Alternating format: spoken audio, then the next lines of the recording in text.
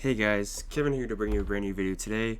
For today, I'm going to be talking about a TV show that I just finished watching for, I guess you could say the second time, but it's really more like the first time I finished watching it because the only other time I had watched it was when it had first came out, when I was a kid. It came out in 2005, and since I was born in 1996, that would make me 9 when it came out, and it ended in 2008. So that would make me 11 years old when it ended. And it's a pretty mature show. For a lot of it, like I'm really surprised that like Nickelodeon like aired this stuff. Like for a lot of it. I'm like, how did this make it to Nickelodeon? I thought like especially in the third season. It's much I don't want to say darker. It's much more mature in the third season. I would argue. So yeah, I was 11 when it ended, and I have cousins and friends who like it. Who a lot of them are younger than me. They were really young when it came out. Yeah. So, but even me being 23 now, I was pretty young when it came out, and don't really have great recollection of it. To be honest, I don't even know if I had actually saw all of the episodes. Like I do remember the ending, with Aang and Katara. Spoiler alert. But yeah, I don't really remember a lot of it, especially the third season. I remember a good amount of the first season, a good amount of the second season. Not really much of the third season, I have to say. So yeah, I don't know if I actually watched all the episodes. I feel like I did, but I was younger, so like I don't know. But either way, my thoughts on it back then was that it was a really fun show and it had a lot of interesting stories to tell and different characters that were fascinating to me as a kid, and characters that still fascinate me to this day, and stories that I really found enjoyment in through this whole show. We're gonna look at the show. So the first season, in my opinion, is just a bit formulaic, and I mean not to be like super hating against it. Like I still think even the first season's good, but like I think the first season is the worst out of all of them because it's more of like just like story of the day. Like it's more of like just individual stories like happening. Like it doesn't really feel very like cohesive. It's just like different occurrences. I don't know. I thought it was a cool start to it, and there's definitely some cool episodes. Like I really like the Warriors of Kyoshi, and of course the Boy in the Iceberg, and the King of Omashu. Yeah, with King Boomy. But the Winter Solstice, that's pretty exciting, and they meet Jet, and yeah, there's a lot of cool, exciting parts. The Water Tribe battle, the Siege of the North, I do remember that. And I do remember when Aang turns into like that giant water thing. They don't even call it anything. He just becomes this like giant water monster and like defeats or takes down the Fire Nation for that time. Yeah, about like I do have like a big gripe with this. I guess with like this whole series, I guess it connects to, is that for a lot of it, it's not really about Aang mastering the elements, even though the show is kind of like centered around like Aang has to master all the elements so that he can save the world, and because he's the Avatar and it's his destiny, yada yada yada. But you know, a lot of the show isn't really that. Like the Warriors of Kyoshi, for instance, like yeah, I guess he saves them, but like he's not like learning waterbending in this because this is book 1 water, and like he meets an Earthbender here, like I don't know, like okay, starts to learn waterbending here, but then he meets Jet here. That doesn't really like make him learn waterbending. Like, I get that it, like, the show isn't necessarily just like about that. Like, it's about like the journey and the different paths that they go through and all the different struggles they have. But yeah, I don't know. It's just a little issue I had with it. It doesn't really take away from the show a lot, I would say, but it's just something I wanted to really point out. Oh, Zhao. I actually wasn't that big of a fan of Zhao. I have to say he's a little bit generic for a villain, but then again, so was Azula. We'll get into that later, but Zhao was, I would say, worse than Azula because he was just like your typical villain. Like there's nothing unique about him really. He was just like the guy who wanted to get the Avatar and conquer the world with the Fire Nation. But yeah, the Great Divide. A lot of people hail this as the worst episode, and I would tend to agree, somewhat. There's another episode in here that I really didn't like, and it's the Ember Island players. I kind of think this is on the brink of being the worst episode, along with the Great Divide. I really didn't get why this episode was put here. It's kind of like their way of trying to like recap the show before, the ending, but like I don't know, it's just they try to like make it like humorous, and like I don't know, I just wasn't feeling it. Like I just think it's cringy. Like I don't even know. It's just cringy to me. But we're on to book 2 now. I think book 2 was a big improvement from book 1, and it's a tough call to make. But if I had to look at like all the seasons overall, I would say book 2 is actually my favorite season. Even though book 3 is good, I just like the way everything kind of like goes together in book 2, with like them meeting Toph and their journey through the swamp, and like just different things they have to go through, like the library, and then like Appa gets lost, and then they're like without him for a while, and then they finally find him. Like I don't know, it's just really cool. Really cool, like the way it like goes through things with what they go through. Sorry, that wasn't like a good sentence.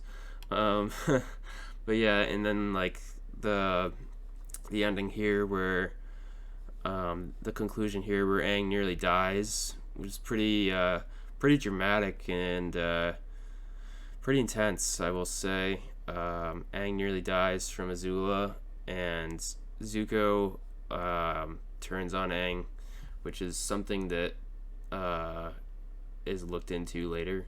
And also, I do remember this episode. This episode where Jet gets brainwashed, and then they have to like try to save him. Like I actually remember watching this episode as a kid. Same for Appa's Lost Days. Tales of Ba Sing Se, I kind of remember. Like I remember a lot of these episodes as a kid, but I remember the drill too, the Secret of the Fire Nation. Yeah, so they don't show all the parts of this, but one of the episodes in this is called the drill. But yeah, it's that was a really good episode that I do remember as a kid, that I still appreciate now. And then like book 3 is just like it's not like bad. It's so different like from the rest of the show, in the sense that it's more like mature, and like it deals with like relationships and love and death and like history and just different stuff. And Aang nearly dies and wakes up, and he has hair. Like I don't remember him having hair. Like what the heck? That felt weird to me. This is actually one of my favorite episodes of the series right here. The Avatar and the Fire Lord.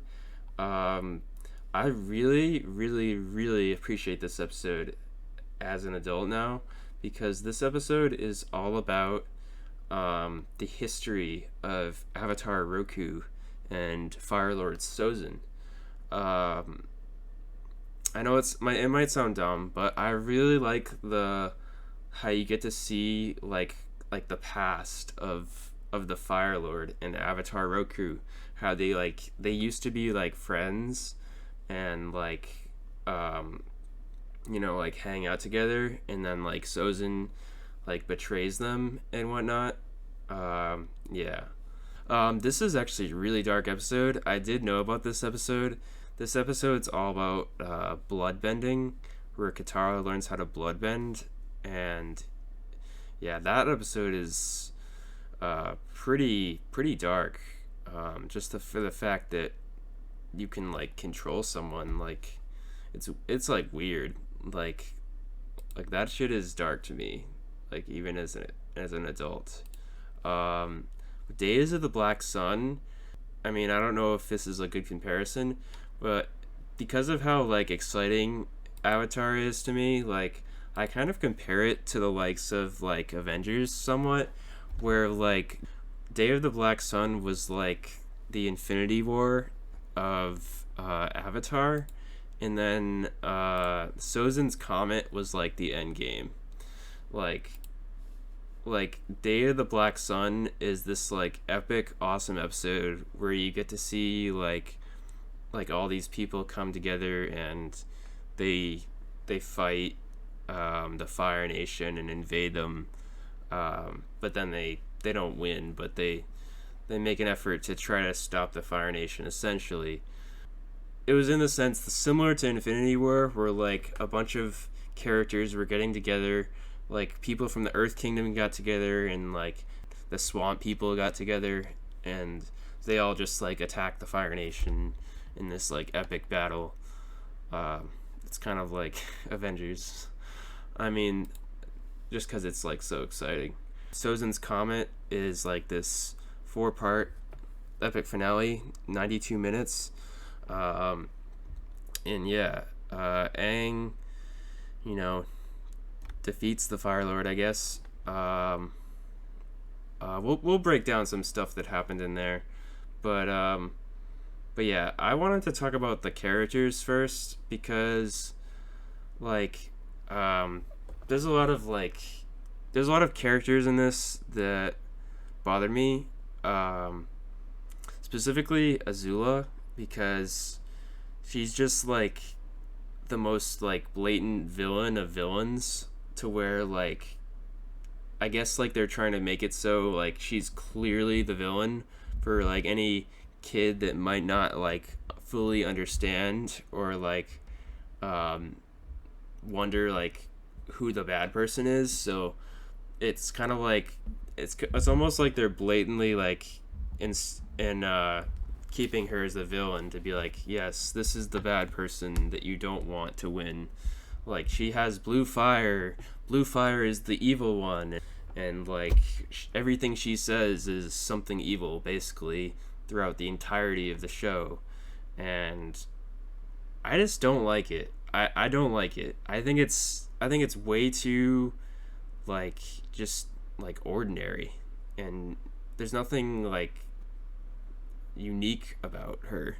She's just like the really really really bad person who's like a villain, and you're like, okay, that's her. Like, and you have like, and then on the other hand you have Zuko, who like in the first season, like his mission was to capture the Avatar and to restore his honor from his father who banished him from the Fire Kingdom, from the Fire Nation, and that's like his whole storyline. And then he finally like gets there. He finally gets there and like restores his honor and whatnot, but then he finds out that it wasn't really what he wanted, and that he had a different calling. And something cool to note is that that I definitely wouldn't have found out as a kid is that Zuko is actually Avatar Roku's great grandson, and also Sozin's great grandson. So Zuko's mother's grandfather was Avatar Roku, and Zuko's father's grandfather was Sozin. So he kind of had like both sides in him, and he found that, you know, ruling the Fire Nation and taking over the Earth Kingdom just like wasn't the right thing to do, and he finally joins Aang and turns around, and he realizes that Iroh, who's an amazing character, was sending him in the right direction by, you know, encouraging him to look inward and ask himself what he wants, and not necessarily what his father wants out of him. And I think that's really, really cool. Really cool storyline, like, of like a villain developing into a good guy. I think it's cooler than like someone like Vegeta from Dragon Ball Z, because like I just think there's so much to it, with like the fact that he was just someone who looked bad, who was really had good in him all along, and I just really think that's cool, to have that. And like Iroh is also just awesome. Like he has like, there's so many lines that he delivers that are just like words of like wisdom to Zuko that I think are just like really good, that I enjoyed watching. Let's talk about Sozin's comment, because this is interesting. So like in the first episode, you know, Aang doesn't necessarily want to kill the Fire Lord, and he's dealing with some troubles with that, and he's not sure what to do, and then he gets lost on an island, and then the Fire Nation starts invading, and then Aang finally confronts the Fire Lord, and Zuko also confronts Azula, as you can see, and yeah, the battles go down. I will say, for the most part, I think the episode is really cool. Really great way to end it. I really like the ending, aside from one thing, and that's the fact that Aang learned how to energy bend. What is that? What is that supposed to be? Like, okay, you can bend their energy, like, huh? And then like somehow bending their energy can take away their bending, and that's what he does to the Fire Lord, because he doesn't want to kill him. Like, I guess he was a good guy because he didn't kill him. He showed mercy. Yeah. I mean, I guess it kind of like the way it plays out after that is kind of like, I felt like it was appropriate, but it's just kind of like the concept of bending someone's energy just seems a little like out there. And also considering the fact that that Aang, like, they didn't even show him learning it, and like he just like touches this like giant animal, like his claw touches him, and all of a sudden he knows it. Like, and like that's also another issue I have with this, is that as I mentioned before, a lot of these episodes don't really focus on like learning bending. Like Aang just kind of like knows how to do things like already. Like they say he has to like master the elements, but like really, like he kind of already knows how to like do things. Like yeah, I guess he has to like practice a little bit, but like it's not like he doesn't know how to like bend like all the four elements, I guess. Like in waterbending, like when Katara was trying to show him how to waterbend, like he already knew how to waterbend. And like Aang, like in this episode when he's like teaching him, when she's like teaching him, like he already knew how to waterbend. Like, and it was just like there's no like, oh my god, he has to learn it. Like, not really. I mean, he kind of just like becomes good at it. Like, and like a lot of the show is not really him like mastering it, as you can see. But like Earthbending, I kind of like this more because when he starts getting taught how to earthbend by Toph, he doesn't really know how to. This one here, he doesn't really know how to earthbend, which I like, and he essentially like just learns from scratch. It feels like, which is why like also why I like this season the most. But like this one, this was like the logical like part of it that felt like right, I guess, just because like he actually has to learn it and like figure out how to do it, and like for a while he couldn't, and then eventually he would keep practicing with Toph and whatnot, who I think is a great character. I really like how she was like integrated into the story, and I thought she was great. But yeah, and then firebending, like Aang doesn't even actually start to learn firebending until episode 11 of season 3.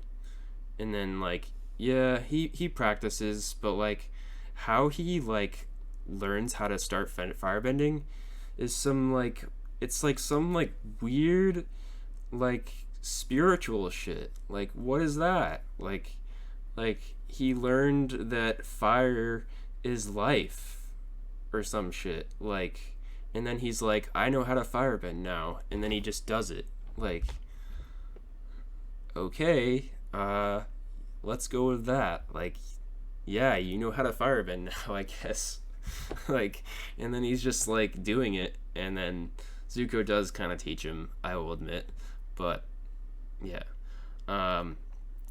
once again, learning the elements like is kind of like what Aang sets out to do, so that we can arrive at this conclusion, but it is not the main part of the story, and I understand that.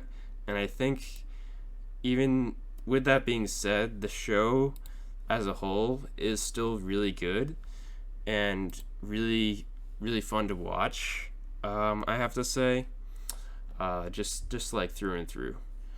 And then I will say, my other like small issue that I have with the show, I don't know if it's just like the way a kids show is structured, but like I don't like the fact that a lot of like scenes of like things happening are so like short, where like they'll like come to one part of the show, one part of the episode, and show like say Zuko and Iroh, but they'll only show them for like 20 seconds talking, or not even, or 30 seconds. Like you won't get to like see much of a development, and it's slowly just like teasing you to like make you wonder what's gonna happen. I guess it kind of works because it makes me wonder like, oh, I only saw a little bit of that, what's gonna happen next? But at the same time, like I kind of wish it wasn't always like that, to where like, okay, I learned 30 seconds worth of dialogue about what's going on. Can I continue watching this like before you go back to the other people? I do also have to add that in Sozin's comment, when like they show Aang like having all the elements around him with like air, earth, fire, water, like they're all like surrounding him. Like when they like show that, like emphasize it, I'm like, that feels a little like cheesy and just like unnecessary. It was like the culmination of him learning the elements, and it was just a little bit like too much. I felt like showing that off. Like, I think it's cool to show him like using all of the elements to like fight Fire Lord Ozai, but like him like encapsulated in all of the elements is just I don't, I'm not a big fan of that. So yeah, just want to add that. Yeah, uh, I felt like really angry towards the show when I was watching Azula in this final episode, and I wanted to give this show like a 0 for that. But that's just silly. And I think in the end, I do like the outcome based on what happens with them, including Azula and Zuko. Zuko becoming Fire Lord, I think, is really fucking cool, and the way him and the Avatar, Aang, I mean, work together, um, is just cool. And of course, Aang is a pretty cool character because he's the main character.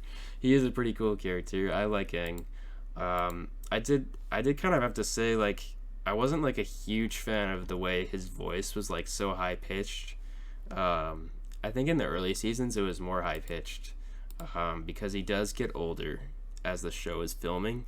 So I think his voice like does become deeper towards the end, but like in the beginning his voice was like so high pitched. But other than that, like he's just like an energetic, fun loving kid who's got a lot of like emotions and feelings and stuff. That's just Aang for you. And of course, Katara is also another good character. Also, with the way that her and Aang, her and Aang's love story kind of develops over the course of the show. They kind of drag that out over the course of the entire show, but I do like how it kind of concludes. As you can see, like throughout the show, they were like thinking of each other or not wanting to be together or almost being together, not quite, and then they finally get together at the end. And of course, Sokka is the cool comedic relief, so can't forget about him. Ozai, I kind of like Ozai, even though like he's just like pure evil, but like I think it's like I kind of like his villain a little bit better than like say Azula. The only part that's kind of cringy is when he says, "I'm gonna be the supreme ruler of the world." Like, all right, that's a little bit much, buddy. But like, let's chill out. Let's chill out, Avatar.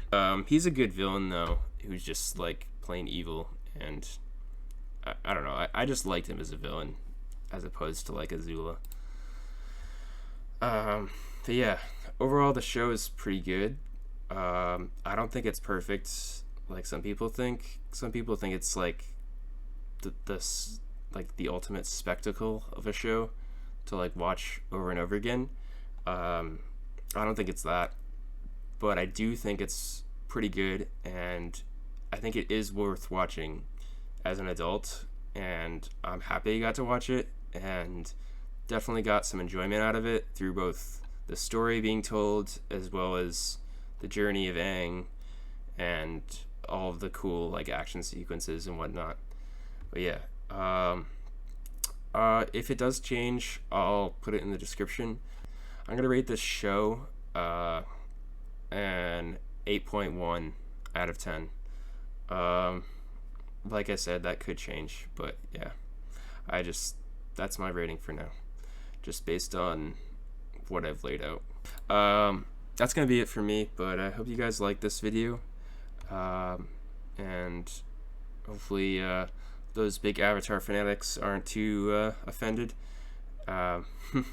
Make sure to subscribe, see more content, and leave a like if you enjoyed, and I'll see you guys in the next video.